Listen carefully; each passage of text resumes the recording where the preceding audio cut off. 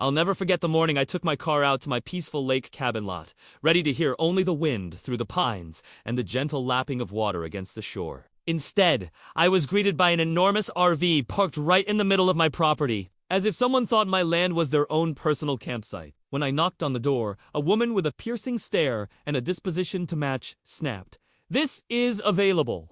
And I'm not budging. That was when I knew I wasn't dealing with just any squatter. I was dealing with an HOA Karen, and she had no clue who she was messing with. Let us know where you're viewing today. And if you're new here, do not forget to like this video and subscribe to be part of our growing community. I woke up early that morning. The kind of crisp, cool dawn that reminds a man why he loves life out.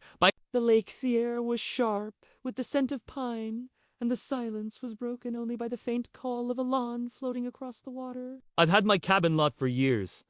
A plain, rugged bit of ground with a tiny dock, a fire pit, and space to catch one's breath.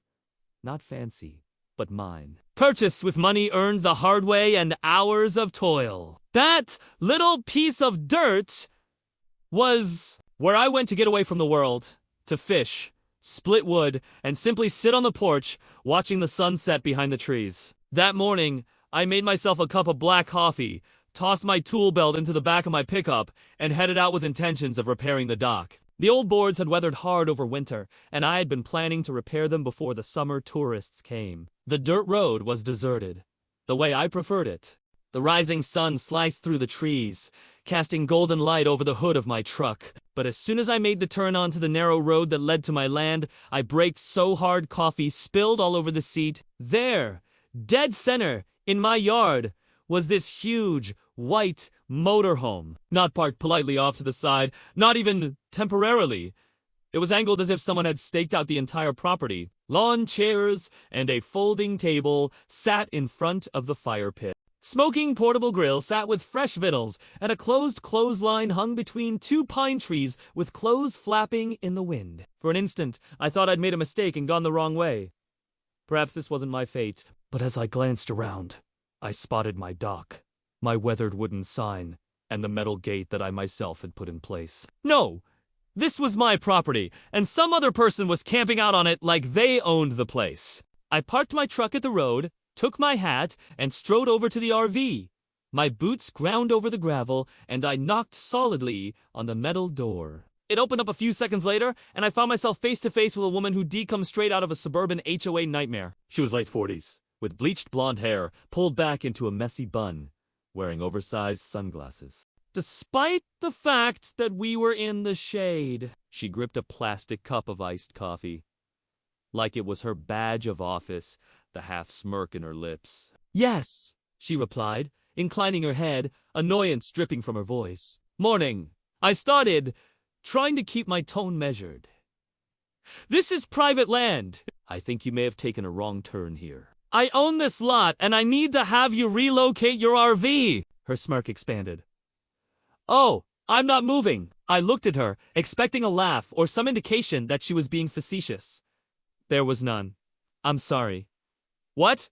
You heard me?" She responded with a nonchalant shrug. "This spot is available for community use. The HOA says we can park wherever there is an open lot around here. If you don't like it, complain to them." I breathed slowly, my fists clenched at my sides. "I don't care what the HOA said to you. This property is not public property. It's mine. Paid for, titled, and surveyed.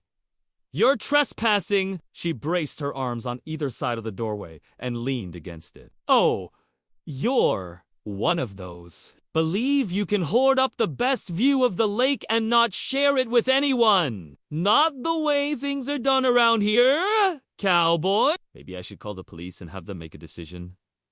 My blood ran hot at her attitude. "Ma'am, I'm requesting that you politely pack up your RV and leave before things become a real issue."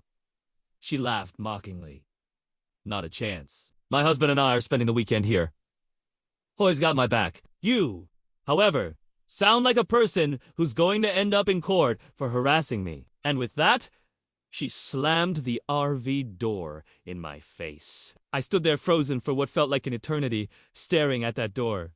my pulse thundering like a drum. This wasn't a lost tourist or anything. This was a full-blown Karen. One of those individuals who thought rules only applied to other people. I stomped back to my truck, my jaw set so tightly it began to ache. I might have called the sheriff at that moment, but I wanted to understand why this HOA was interfering with what was obviously my property. I handled enough of their bull previously, but this crossed the line. I was sitting in my cab and observed her prancing on my land like she owned the place, pulling another lawn chair nearer my dock just to make point.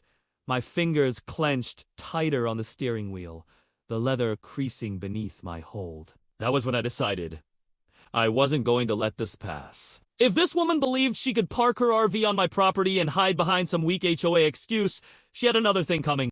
Rude awakening. But I needed answers first. Real legal answers, and I was going to get them. I didn't bother wasting any time that morning, after viewing her strutting around my property like she owned the place. I put my truck into gear and drove directly to the nearby HOA office. The sun was just over the treetops, but already I was simmering with frustration. I was not going to let some rude stranger walk all over my rights, particularly on property that I'd sweated and saved for. The office of the HOA was located in a small structure close to the entrance of the lakeside development with a large sign that said Lakeview Estates HOA.